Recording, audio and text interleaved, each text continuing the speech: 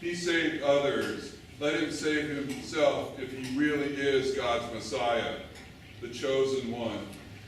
The soldiers ridiculed Jesus too, offering him a drink of sour wine while calling out to him, "If you are the King of the Jews, save yourself."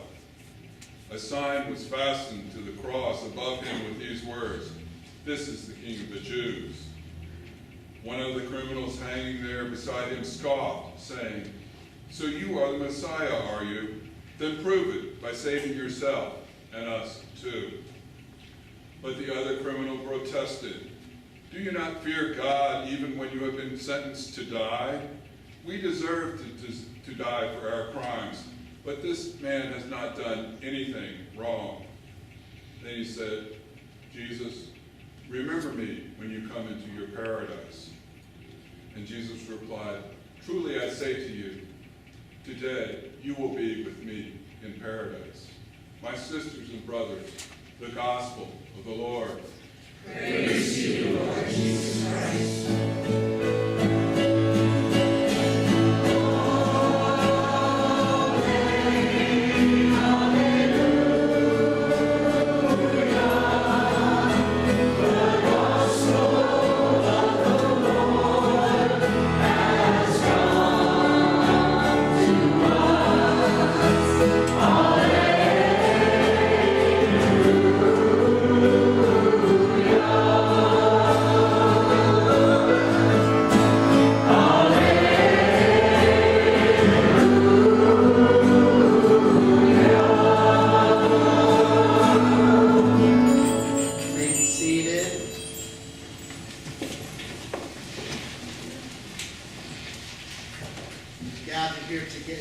Together today on this particular Sunday, but it's not an ordinary Sunday.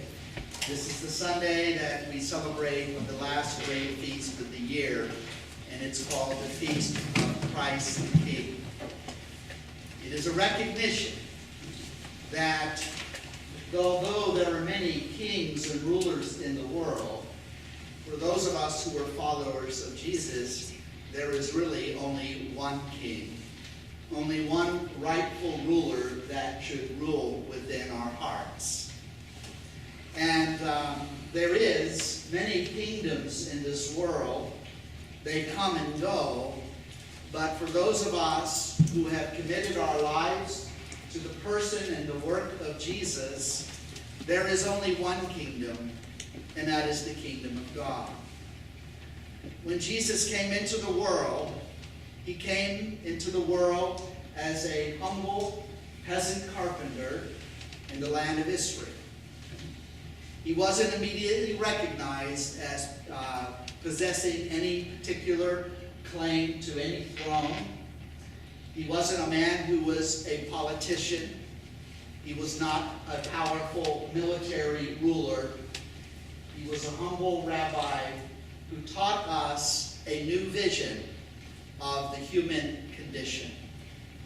He gave us a new vision of what God expects of the human race. He came to offer us a vision that is steeped in love and that is realized through acts of compassion.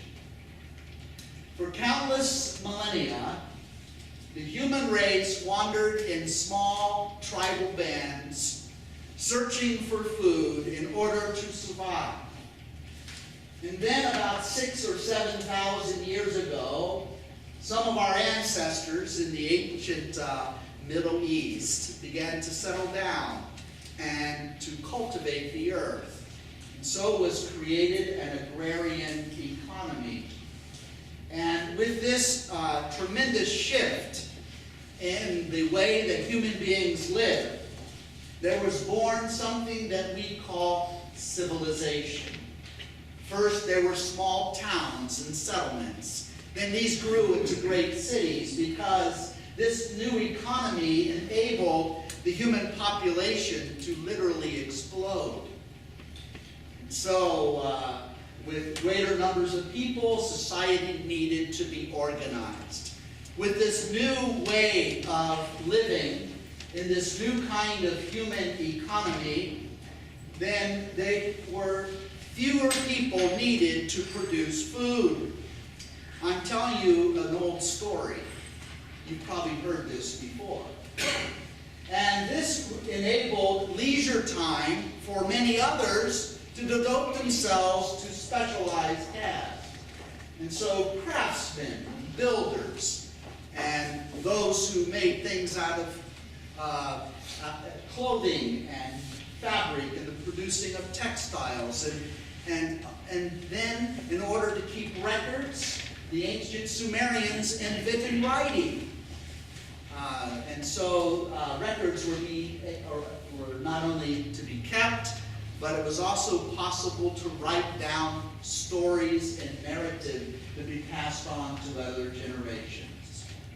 This was a revolution, the Neolithic revolution, in which human civilization began to be a possibility.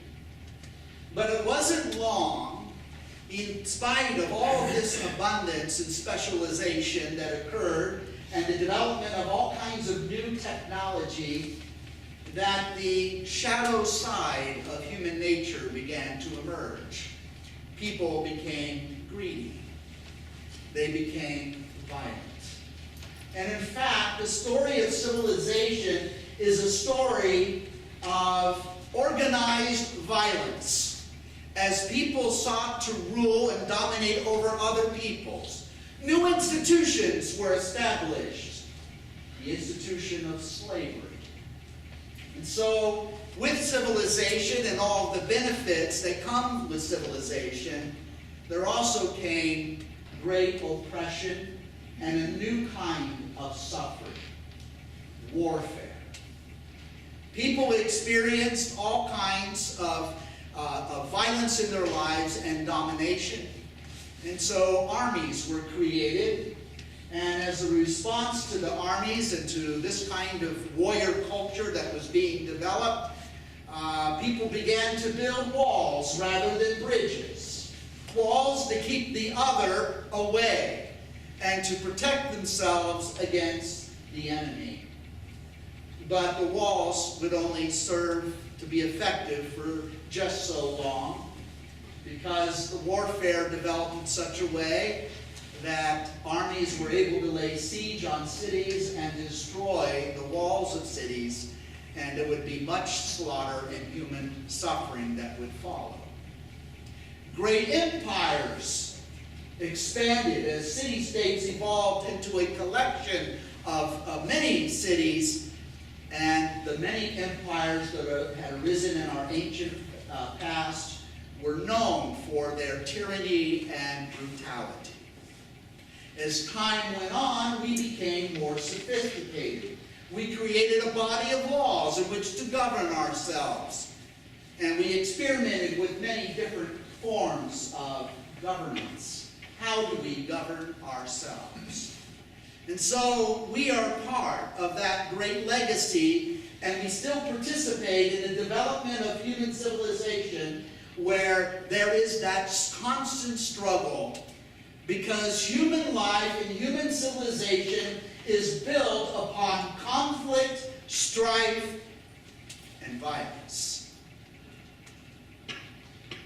This is why the prophets warn us not to put our trust in human beings, in princes and kings, and the sons and daughters of princes and kings. Do not put your trust in human rulers.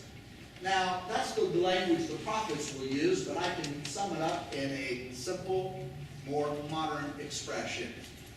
Never trust a politician. All politicians and all human rulers will ultimately disappoint you. I'm always disappointed by human leadership because of the many flaws, and most especially because of the greed and selfishness that seems to be the prime motivation behind most of us. So we vie for power, for wealth, and for fame, that we might lord it over others. And this seems to be the human condition. But 2,000 years ago, there would be another king who would come into the world and lay claim upon the human race.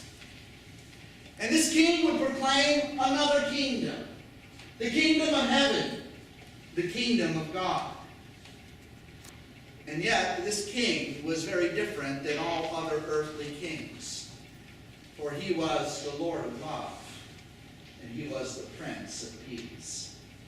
He said to Pontius Pilate, who was the embodiment of the Roman Empire when he stood on trial, "My kingdom is not of this world." And Pilate says, "Don't you realize that I have the power to crucify you or not?" And Jesus replied, "You have no power." Can you imagine the audacity of such a claim? And so you have the kingdom of heaven, the kingdom of God, personified in the person of Jesus of Nazareth, now on a fateful collision with the kingdoms of this world. And how did the kingdoms of this world respond? At this time in history, it was the Roman Empire. How did the Roman Empire respond to this alien king who called himself the Messiah, the Son of God? They responded in the only way they knew how, with violence and fear and hatred. And so he who was the Prince of Peace became the object of human violence. That one who was the Lord of love would become the target of human hatred. And so the collision of two kingdoms, the kingdoms of this world and that kingdom which is of another world, not of this world, and in that collision, an act of violence unfolded, and Jesus was crucified. He was given a crown not of gold and jewels, but he was given a crown of thorns. And he was rendered completely helpless. He was not adorned in the fine raiment of human clothing, but rather he was stripped and humiliated, left naked to those around him. He was nailed helplessly to a cross. And yet, in this pathetic image of a suffering human being being crucified, we see Jesus in his finest hour. "Father, forgive them, for they know not what they do." When Jesus suffered upon the cross, he did not suffer alone. Jesus never suffers alone. Just as when you suffer, you will never suffer alone. There is a great communion of suffering. And on the day that Jesus was crucified, we are told in the narrative that there were two others being crucified along with him. And they were not his followers. In fact, they were strangers. Jesus didn't know them and they didn't know Jesus. It was the first time they met. And they were going to share the same fate. It was two thieves, two common criminals.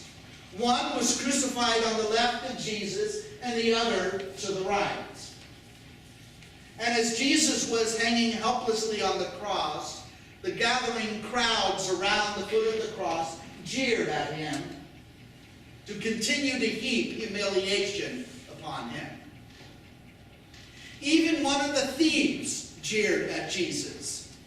"If you really are the Christ, if you really are this anointed king, then come down from the cross if you're the chosen one of God. Rescue yourself," was what the people were saying. And even one of the thieves hanging on one of the crosses there said the same thing to Jesus. "If you are the chosen one of God, save yourself, and while you're at it, save us too." Always looking out for self-interest, even in one's dying moment. How pathetic, and yet how human. But there was another thief, Luke tells us in his gospel, on the other side. This thief looked into the face of the suffering Christ. He looked into the eyes of Jesus, and somehow he saw a vision of heaven. This thief who was suffering, in church tradition, is given a name. His name is Dismas. And as Dismas hanged beside Jesus in this agony of crucifixion, he said something to Jesus. He offered a prayer. Because Jesus, to him, had the nobility of a God, despite the shame and suffering that he was enduring. And so Dismas said this prayer: Jesus, remember me when you come into your kingdom. That ought to be the prayer of every person. That ought to be your prayer and my prayer every day. We should be praying to Jesus, the crucified King, crying out these words: Jesus, remember me when you come into your kingdom. And how did Jesus respond? He responded with these words. It's one of his last words, his dying words. And he says to Dismas, today you will be with me in paradise. Today, Dismas, you will be with me in paradise. In the midst of all that suffering and pain, Jesus was able to give a blessing and a promise to Dismas. Now, you don't have to wait until your dying day to hear those words of Jesus. When you make this prayer every day of your life, Jesus, remember me when you come into your kingdom, the same reply comes from the lips of Jesus to you as it did to Dismas 2,000 years ago. Jesus will respond to your prayer by saying to you, today you will be with me in paradise. Not someday in the far distant future, but today. Paradise is the state of joy and bliss unimaginable. You can experience the joy of the kingdom of God that is paradise even now, no matter how much pain and suffering you're experiencing in your life, no matter how much loss and how much grief you're experiencing in this life. You can know something at a deeper level within the depths of your heart, because the kingdom of God is not of this world of outward circumstances. The kingdom of God, Jesus says, is within your heart. And when you pray that prayer from the depths of your heart, Jesus, remember me when you come into your kingdom. And Jesus' response is, Peter, today at this moment, you can know the depth of that joy. You can be in paradise even now. The whole world could be falling apart around you. The house could be collapsing, the roof falling in, and everything go awry. But you have the promise at that moment, today you will be with me in paradise. That is the promise, my brothers and sisters. It's a different way of perceiving the world. It is a joy that will bring a smile to your face while you still have a tear in your eye. Because it's a joy that transcends all the outward circumstances of your life. It is a joy that will sustain you. And when this life, this thing that you call your life, begins to pass away, because it's all too brief, then you will become more aware, keenly aware, that as this world passes away like some fading dream, there is another reality that becomes more real to us with each passing day. It is true joy. It is true paradise. Because in the end, it is the realization that you're not abandoned. You're not alone. You never were. There is one who is with you, who will always be with you, through it all, to the end of the age. He says, today you will be with me in paradise. You want the joy of Christ? You want that joy that's not dependent upon the circumstances of your life? It can be yours. Remember this prayer as you go about the circumstances of your day, of your week, of the many weeks that will follow thereafter. And when things go south, and things go bad, and not according to plan, and you find yourself in pain or suffering, offer that prayer. Jesus, remember me when you come into your kingdom. And remember his answer. Listen carefully for it. For it's the same refrain that we hear again and again and again from his mouth. Today, you, and you will be with me in paradise. This is the King we worship. This is the King that we follow.